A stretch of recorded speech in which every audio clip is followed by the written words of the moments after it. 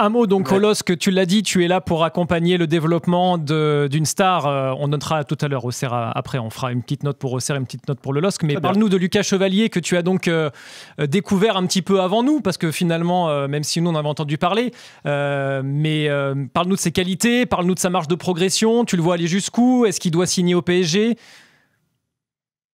Il va aller très loin, Lucas. Il va aller très loin pour plein de raisons. Déjà, c'est qu'il est hyper talentueux, qu'il est très bon dans tout et que je pense qu'il peut encore s'améliorer dans tout. Donc, ça veut dire vraiment à quel point il va aller haut. Il est très bien entouré. Lui est déjà bien constitué. Il est très bien entouré. Il a la chance d'être dans un club qui l'a mis dans les meilleures conditions. Et comment le LOSC, la structure qu'ils ont mis autour de Lucas, c'est remarquable pour son évolution. Ils ont été très forts, très intelligents.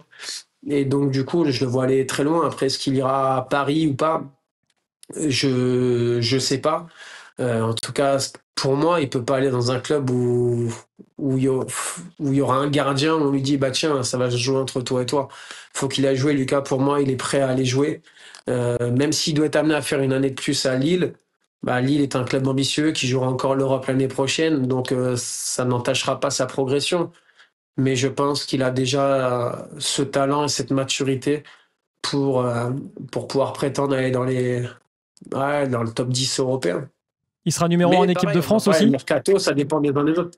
Oh, oui, c'est une question de temps. Après, aujourd'hui, il y a Mike qui en impose et qui est très, très fort. Donc, je pense que dans un délai raisonnable, Lucas sera le numéro 1 de l'équipe de France. En tout cas, si je suis sélectionneur, mais je ne suis pas sélectionneur. Pour l'instant. Voilà. Donc, je pense qu'il le sera, il le deviendra. On note Auxerre et Lille, du coup, avec toi, Benoît? Ouais, bah là, je vais me tuer sur Auxerre, on va dire. Je vais me tuer sur Auxerre. On va mettre un 3. Hein. On va mettre un 3. Et par contre, je dirais qu'à Lille, dans le job, dans ma mission, je pense que j'ai été vraiment bon. Je me mettrais 8. Alors, 8 en ayant fait 0 match. Hein, c'est fort. C'est bon, ça. C'est très beau. C'est très bon.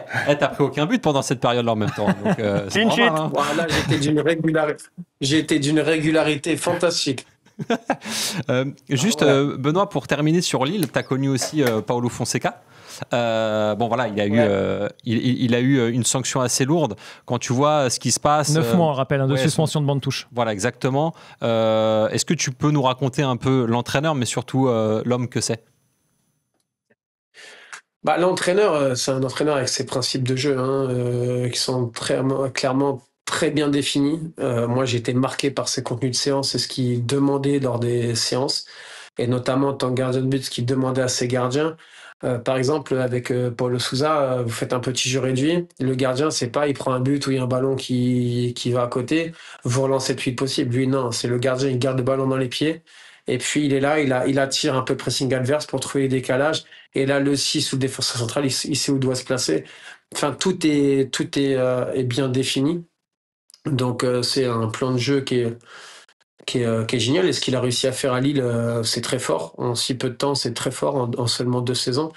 Et l'homme, j'ai pas appris à le connaître. Enfin, je l'ai pas connu suffisamment.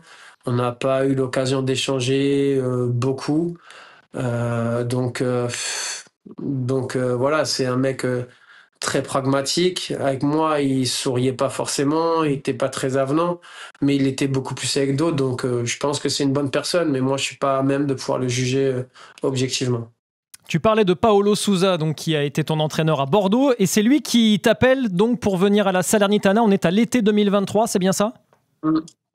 Ouais, c'est ça, ouais. Et au début, j'avais pris un coup de pelle, hein. Il n'y avait plus grand monde qui m'appelait. Et là, ça me faisait drôle parce que c'était un peu soudain quand même. Parce que je ne m'attendais pas à ce que ça arrive maintenant et si vite, mais j'avais pas grand-chose. Et le seul contact que j'ai avant, c'est Concarneau. Et j'écoute Concarneau. Et je les écoute, etc. Sauf qu'à un moment donné, Ils sont en national à l'époque? Non, ils montent en Ligue 2. Ah, ils montent en Ligue 2, mais faire toute une saison à l'extérieur. Ah oui, il y a pas de stade. Ouais. C'était dur mais même si j'y ai longtemps réfléchi quand même. Je trouvais Moi qui marche beaucoup à l'affect, finir presque, même si c'était pas dans les plans de départ. De toute façon, les 3 dernières années, il n'y a rien qui était dans les plans pour moi. C'était pas, je l'imaginais pas ça. Mais je me dis, bon, bah écoute, hein, tu vas faire les choses avec peut-être 2, 3 ans d'avance par rapport à ce que tu t'imaginais auparavant. Et je vais essayer d'aller vivre une belle aventure. Bon, j'ai pas voulu au final y aller. Et puis là, il y a Paulo Sousa qui m'a appelé pour l'Italie. Et ouais, je trouvais que là, c'était une chance en fait qu'il m'appelle à ce moment-là, déjà qu'il me tende la main, mais il m'a tendu la main parce que s'il savait ce que je pouvais faire et ce que j'allais faire, ce dont j'étais capable. Il a pas fait pour me faire plaisir. Mais vivre à l'étranger pour la première fois à 36 ans, j'avais rien à perdre. C'était même si on n'était pas un grand club italien, c'était quand même la Serie A avec de bons joueurs, avec un coach que je connais par cœur. C'est un coach pour lequel je suis vraiment amoureux du coach et de l'homme. Pour moi, c'est une de mes références. Et donc, du coup, malheureusement, bah, il est parti trop tôt. Il est parti au bout de 3 mois, je crois. Et donc, c'est dommage. Je pense que s'il était resté, beaucoup plus de temps de jeu. 4 entraîneurs donc à la Salernitana. Ochoa se blesse, tu joues en plus. Tiens, d'ailleurs, il y a une question de Lotaro qui nous dit comment se sont passés les négos, mais plutôt qu'est-ce que tu as appris en 1 an en Serie A? C'est plutôt ça qui nous intéresse, nous. Ouais, c'est plus dans le fonctionnement, sur la façon. Déjà, ce que j'ai pu constater, c'est que en Italie, ils n'en ont rien à faire de l'âge. À partir du moment où vous travaillez, que vous performez au quotidien et que vous faites le taf, 36 ou 25 ans, ils en ont rien à faire. À tel point que cet été, les clubs que j'ai, jusqu'il y a encore 3 semaines, où Cremonese ils m'appellent pour aller là-bas. Et cet été, j'avais eu Palerme. J'étais pas surpris, en fait. Parce qu'ils m'ont vu les dernières jouer. Et eux, là, c'est pas un problème. T'es en forme, tu t'entretiens, t'es performant, tu continues. C'était plus dans la méthode de travail sur les gardiens de but, c'est beaucoup basé sur la force. Et ça, c'était difficile à encaisser au début. Et après, c'est plus un. Nous, on était une équipe qui était en difficulté, mais voilà, la rigueur, c'est un truc de fou. C'est que vous perdez 2 matchs d'affilée, vous partez en retiro, comme ils disent, pendant une semaine, un truc, vous êtes enfermé, vous n'avez pas de vie. Ça, c'était assez compliqué. Et puis le championnat, j'ai plus appris par rapport au championnat, qui est un championnat beaucoup plus ouvert qu'en France, dans le sens où il y a plus d'équipes qui peuvent gagner le championnat. Il y a beaucoup d'équipes qui sont de grands noms du football italien, voire européen. Et vous avez des affiches quasiment un week-end sur 2. Et ça, pour moi, c'était une chance. Sur ma série, j'ai fait une série de 11 matchs consécutifs. Et là où je me suis senti mais trop bien, je me suis dit, aïe, c'est bon, je retrouve mon niveau, je retrouve de l'allant, je suis positif, etc.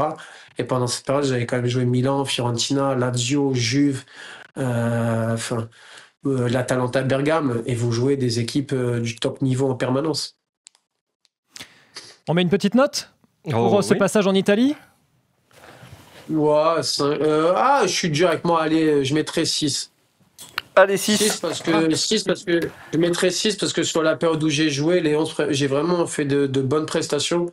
Ça s'est gâté un peu sur la fin, mais faut pas noircir le tableau quand même. Il y a des choses qui ont été cohérentes. Et puis mine de rien, quand j'ai joué, on a fait les 2 seules victoires de la saison.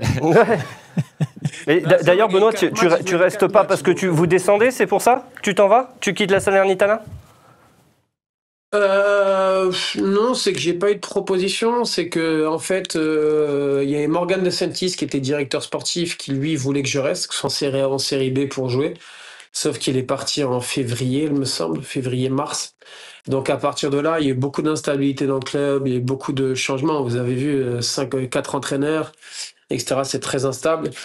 Et puis à la fin, j'avais pris parti pour un collègue à moi. En fait, ça a été compliqué. C'est pas la seule raison, mais j'étais un peu allé contre le club entre guillemets en défendant mon collègue Bouladia, sur qui il lui menait pas la.